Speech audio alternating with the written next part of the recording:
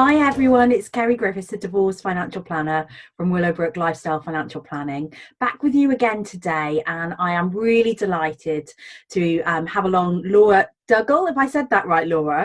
Just had a You mind can say blank however there. you like. It's Laura. I say Laura Duggal. I But just know when I said it, I was like, I think I've just said it wrong. And Laura, I am delighted, is going to come and talk to us today about a topic that I think is going to be super, super useful for women who are experiencing divorce. So Laura and I met on LinkedIn, and we were just chatting before we started recording, and we both talked about how we love each other's style and posts and content, because I think Laura and I both have a real similar viewpoint about kind of the value and the meaning of life and what's important. So I'm sure you'll get an impression of that from Laura as she talks. So Laura's business is Laura Duggal Coaching. And the reason I've asked Laura along is because she's a life and career coach. So one of the things that often happens when you're going through divorce is that you have to start to think about your post-divorce life. And I was explaining to Laura that one of the things that I often experience is a real tipping point for the women that I work with. It's actually one of the things that I really look forward to. So as we all know, getting divorced is really emotive, it's really stressful, it's really traumatic. There is a point, and I promise you, if you're not there yet, there is a point where it tips. And there's a point where you can start to imagine a post-divorce life. And actually, you can start to reimagine how you want your life to be. It's a clean break and a chance for you to start a life that you can design how you want it to be. Now, as part of your divorce and your finances, you might be returning to work, or you might be starting a new career. You might actually just be making the career that you already have change or kind of bump it up in some way. And that all comes as part of this tipping point. So you might be doing it for financial reasons, but there is so much kind of life reevaluation during divorce that you get a chance to decide where you want that career to go. And that's why I've invited Laura along today, because she's a real expert in this area.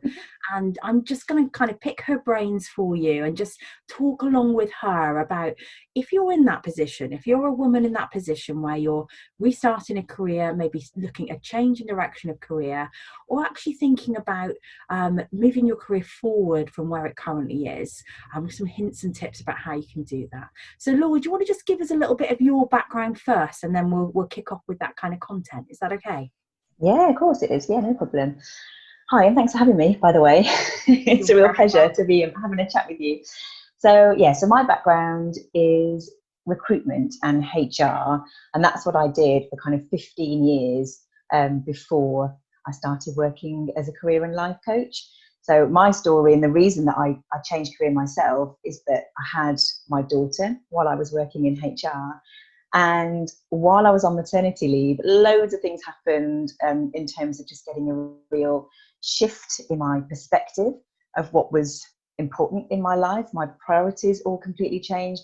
And I think also it just gave me, something happened where I just saw that the way that I was living wasn't the only way to live.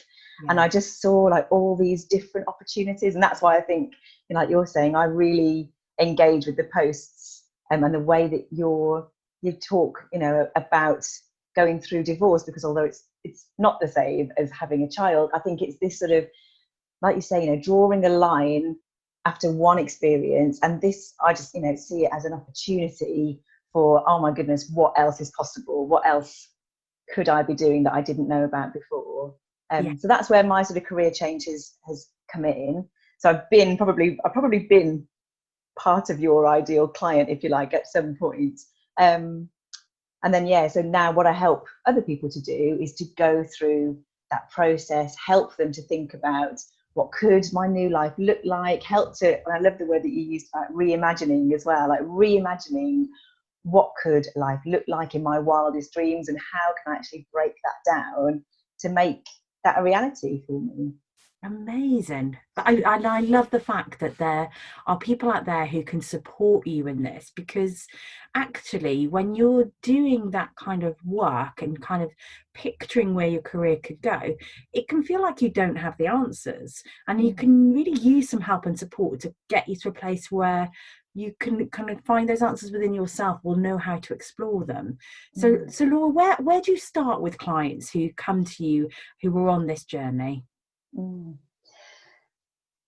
There's a few answers to that, because no, I don't work with people in the same way. So Yeah, everybody that I work with will be in a completely different situation, will want to achieve something completely different, although there's like a general theme of wanting to make a change or wanting to change something within their career or their life. But I haven't had the same coaching experience with two different people yet. It's just not the way that it completely works. bespoke. Yeah. Yeah, but I do use some of the same tools with people in different ways as we go along.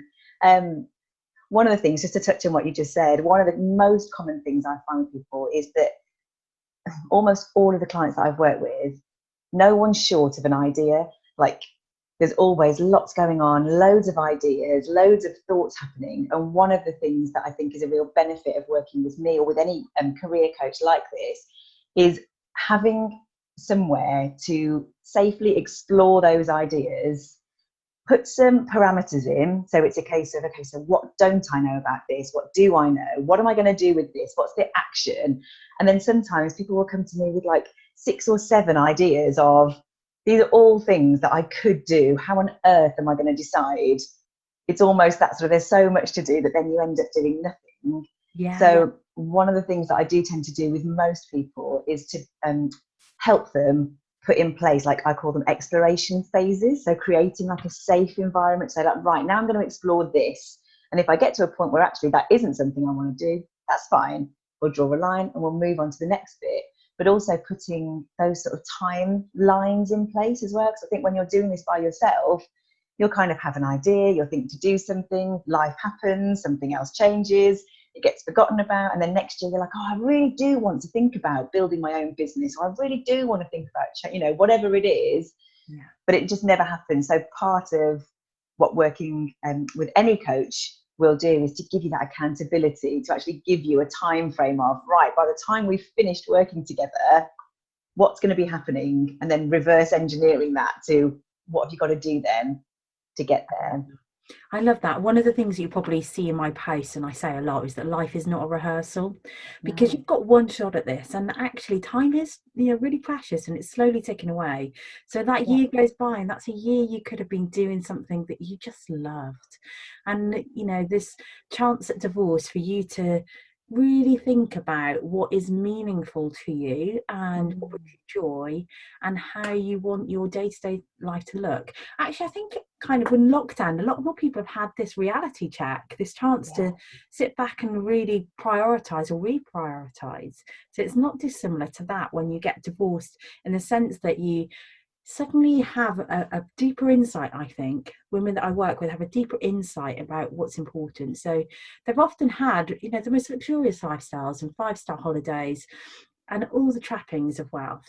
But actually, when they break it down to what is meaningful to them, then they end up with a really different life afterwards. So, Yeah. so Laura, you talked about tools that you use. Could you tell us a little bit about a couple of them, just so that we can get an insight? Yeah, sure.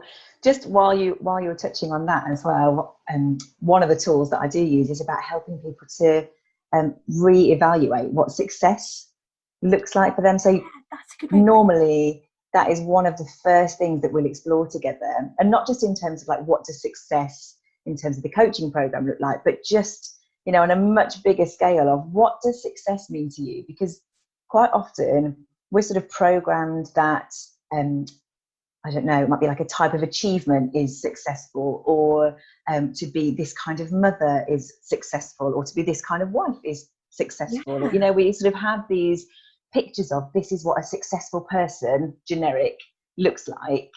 And we can be, because of that, out of touch with what it really feels like to be successful ourselves. And sometimes it's the things that you wouldn't even think of. It might be, I don't know, even just learning something new, or being able to do something, being able to, and I'm thinking about you in particular, it's like being able to manage your finances might make you feel like that enormous sense of achievement, or spending time with your family in a meaningful way, or building connections. These are the sort of things that I think we don't think of that make us successful, but that's one of the tools, I would say, that I use, is helping people, supporting people to work out actually what will it feel like when you're successful in whatever way that is to you. What will that look like, and what will you have done? So that's one of the things that we would do. I love Yeah. And then one of the tools that I do tend to use with almost every client now is something called a DISC personality profile. And what that does, it just helps to raise awareness. So it identifies our behavioural traits. And I want to just stress that they are traits. I don't want to ever use it as somebody where they feel like they're being put into a box and like, you are this, and therefore it's not like that. It's about filling in a questionnaire. You get a really full report just outlining what your behavioural traits might be. And then we would have a conversation around that, about like, what does that mean for you? How will that improve your presence in this kind of environment? How will that impact on your communication skills? How does that impact on the way, you know, that you're just living your everyday life? So I do use a personality profile that we tend to come back to again and again. Brilliant. And I suppose women often might have changed their viewpoints on things. Like you say, what they thought was successful before, they don't necessarily value as much now. That's certainly what I see. That's what kind of the journey I see them go on. And actually what they want their success to look like going forward, they might now have a much clearer picture than they've ever had before. Yeah. So Laura, when you work with a career coach or a life coach, what should you look for? How do you find somebody that you know is going to be somebody that's going to be the right person for you to work with? Yeah, that's a really good question, because I think so coaching at the moment is an unregulated industry. So there are lots of people, there are lots and lots more coaches now, I think, than there ever used to be. It's a really personal thing. For me, if I was going to work with a coach, I would always look for a coach who had a qualification and who belonged to some kind of accredited bodies. That might be like the ICF, or I belong to the ENCC, and the AOC is another. So those are the kind of things that I would be looking for, just in terms of like, are they legitimate? You know, I suppose for me, that's important because it means that I can trust that they've got the skills and done the training. Yeah. It's not important to everybody. And I would say that there might be a coach who isn't accredited, but might specialise in the thing that you particularly want, who would be able to help you. So it's something to consider. But I wouldn't, you know, it's a really personal thing. The most important thing, I think, is having a good rapport with that person, knowing that you can trust that person. You're going to be sharing some really personal things. And I think to get the most out of coaching, you know, it's really good to go to coaching being as open and honest as you can be. So yeah, most coaches will offer like a discovery call, we'll call it, just an opportunity to get to know each other and see how you feel. And that, I think, is a good marker. I think after that call, having a bit of like, how did I feel about that person? Did they say anything that I wasn't sure of, or did I trust them? You know, like just that gut feeling, I think, of yeah, how is this relationship going to go? And always, you know, asking for examples of how they might have helped somebody in a similar situation to yourself as well. So just knowing that they've got the experience that they're claiming to have. That's really useful, thank you. And then have you got any kind of parting wisdom for a woman who's getting divorced? Just put you on the spot. I was like, oh no. Getting divorced. And so kind of my most typical woman would probably be somebody who has a career. You know, they're normally very successful women, but maybe that career has not taken the same trajectory as her former spouses because of childcare, for example. And now she's just looking to reignite or maybe redirect. What would you say, kind of a lasting piece of wisdom for her? Do you know, a really general piece of like a top tip, if you like, that I come across a lot as well, and it might sound a bit strange in this situation, but it's just listening to that inner way that we're talking to ourselves. Like quite often we all have a little voice in our minds, you know, that we're giving a little bit of commentary on what we're doing, and sometimes we can be really harsh on ourselves and we don't even notice it. And just thinking of that situation that you're talking about, there could be a lot of negative self-talk going on of like, oh, you should have done this, or you shouldn't have done that, or, you know, like you should be more advanced than you already are. Or so I would say like that is just, and actually for anybody, that's just quite a good a good tip to be aware of, like, how are you speaking to yourself? And then also going a step further and thinking, like, if this was your friend in the same situation, would you be saying the same thing to them? Because that often is like the starting point. Sometimes we can get so caught up on feeling like we're in the wrong, like we're doing this the wrong way. I'll just stop and won't bother exploring anything else because I'm wrong. Yeah. Does that make sense? Yeah. So, but when we start being a bit kinder to ourselves and thinking, actually, you know, if I was talking to somebody else in my position, I'd be thinking, well done for getting through the last 6 months. It must have been really tough, and now it's your time. Or, you know, you quite often find that the things that you say just completely flip when we think that we're saying them to somebody else. And that can be much more encouraging and much more motivating to keep you going. So I don't know if that's the kind of wisdom that you were looking for, but I think that's always a good that is the place to start. And that's the kind of wisdom that you can find if you follow along with Laura on LinkedIn. I don't know if you're on Instagram. Are you on Instagram, Laura?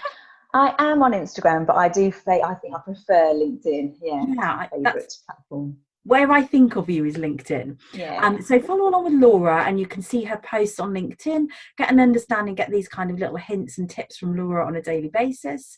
And she's also going to send over to me her links and her bio, and that will be in the description below, so you can find out a little bit more about how she works. Thank you very much, Laura. I've really enjoyed having you along today. And I hope you as the audience have found that really useful. I know that it is a journey that you're on, and that actually having different people along that journey with you can help give you a different perspective and give you that chance to grow, and just make sure that your post-divorce life is the one that you've really, really, really wanted. So take that time, think about it, think about how you want that tipping point to look, and yes, wish you the best of luck. Thanks everyone, speak soon.